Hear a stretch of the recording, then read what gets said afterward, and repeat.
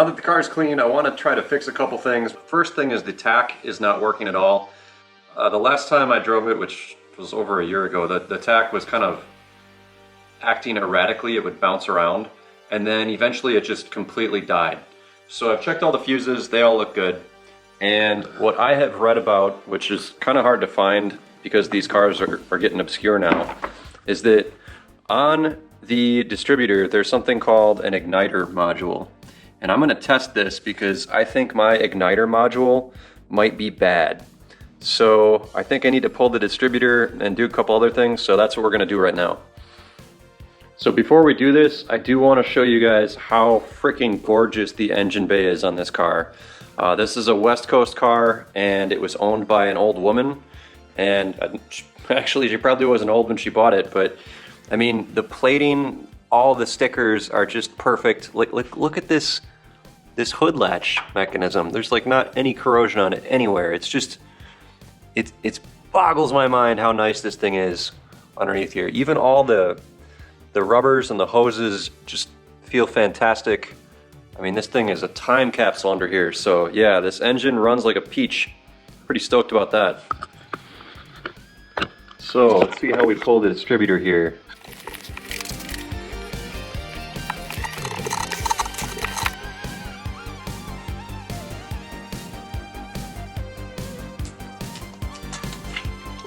There we go.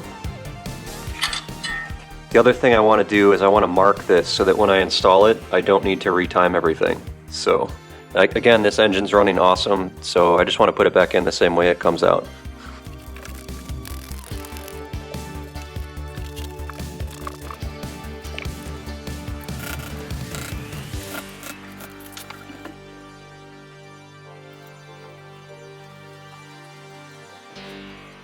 Now we're going to test for continuity. Alright, so we want to go between A and B, which are these two. And nothing.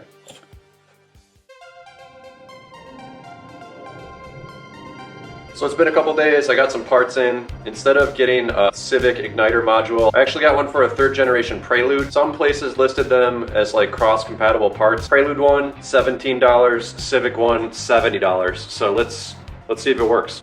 So here's the part number. And then this is, I believe, some thermal compound that you put on the back here. Nice new rubber seal as well. I think on mine, the rubber seal is still in the distributor. So that looks good. Okay, so off camera, I cleaned this thing up a little bit. Up here, where the igniter module was mounted, you can see that the original rubber is still in the distributor, so I gotta pry that out. Yeah, it's just disintegrating. Alright, so here's the new one. Here's the thermal paste. I'm just going to draw a little X with this thing, because that's what you do on CPUs, so maybe it's the same. I don't know. There we go. New thermal compound. Hope that's enough. We're going to plug this in and see if she works.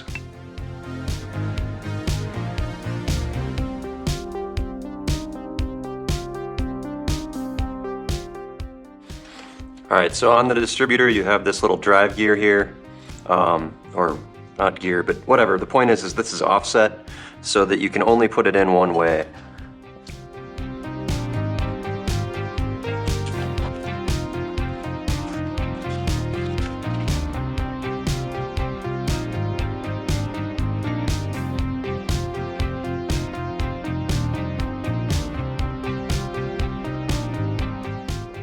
Okay, Prelude Igniter module installed. Think it works? Let's find out.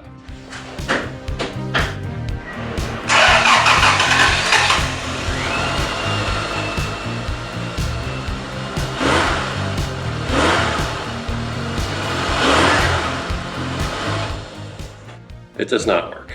That was a waste of time. Tachometer is still dead, so I don't know, time to pull the cluster, I guess. Let's do it.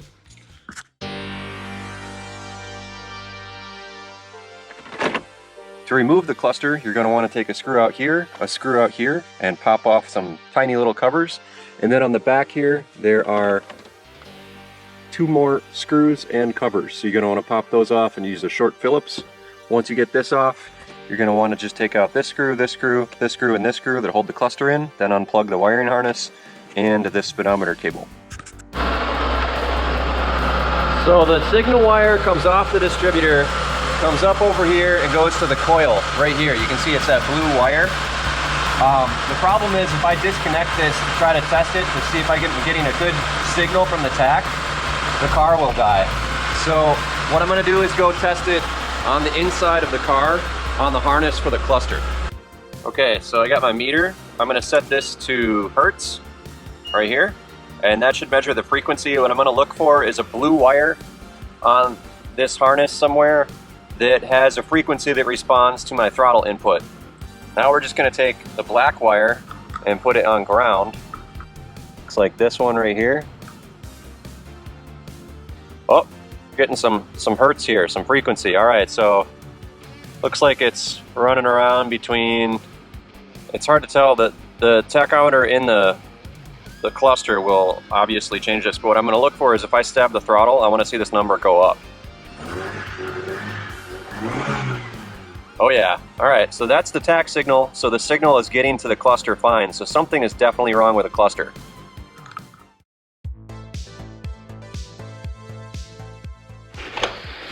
Alright, so here's the cluster. What I want to do is see if there's anything burnt or a bad solder joint or something.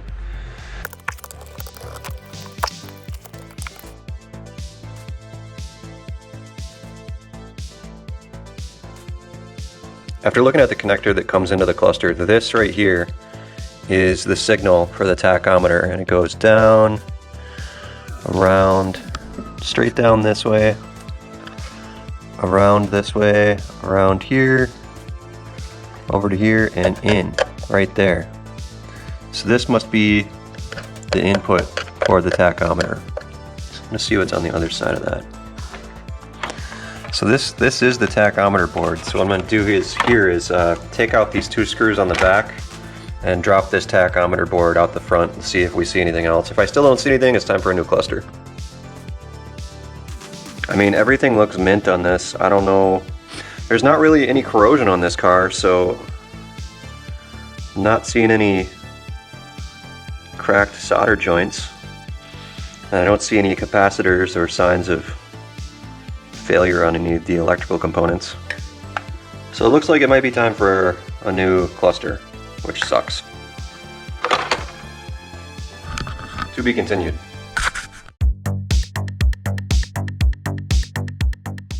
Alright, so it's been a week. I bought a new cluster on eBay, so that's pretty cool. We're gonna see if the tach works right now and go plug this puppy in. And if it does work, then I'm gonna need to swap things over, because one thing I noticed was that the regular Civic has a white font, but the Si has this orange font, and I think keeping that is important to this car.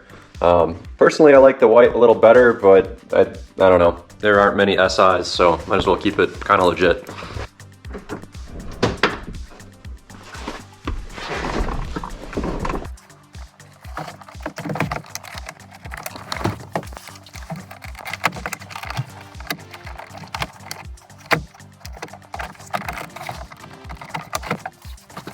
Okay, so theoretically the tach should just work. I plugged it in, fingers crossed.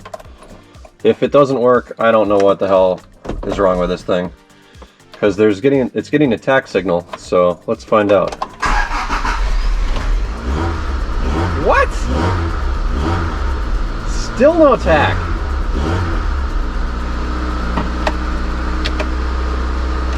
Damn it. I have replaced the igniter, the distributor, the cluster. I've traced all the wiring, and the only place where I'm not getting continuity on the wiring is right here on the coil. When I put my meter on both of these pins to try to see if I get continuity across it, I'm not. So maybe this is the issue. I found a new old stock coil on eBay for actually cheaper than a used one, so we're gonna try that, and fingers crossed, dudes. So I don't know if these were used on other cars, but the part number is UF62. Apparently this is a new old stock coil. We will see what it looks like. Woo! Nice. Look at that. This is a very nice looking coil.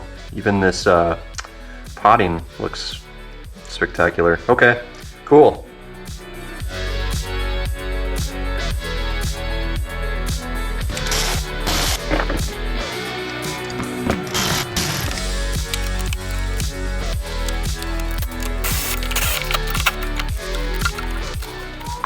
All right, the new coil is in, and I really want the tach to work really, really bad. If this tach doesn't work, I know I've said this before, but like, I don't know what else to do. The distributor's been replaced, the cluster's been replaced. I've traced the harness.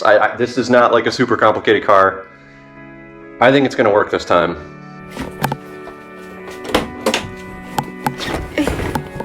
Here goes nothing. Come on, tach. Yeah! Oh my God, that's so awesome. All right, cluster is back in. I'm excited to drive this thing again and dial in a couple other things. I did have an overheating problem last summer, but I think it was the temp sender on the fans. So I need to drive this thing and make sure everything's kosher before we do the road test with that guy over there. So stay tuned, thanks for watching, and I am so freaking excited that I finally got that tach working again. All right, cheers.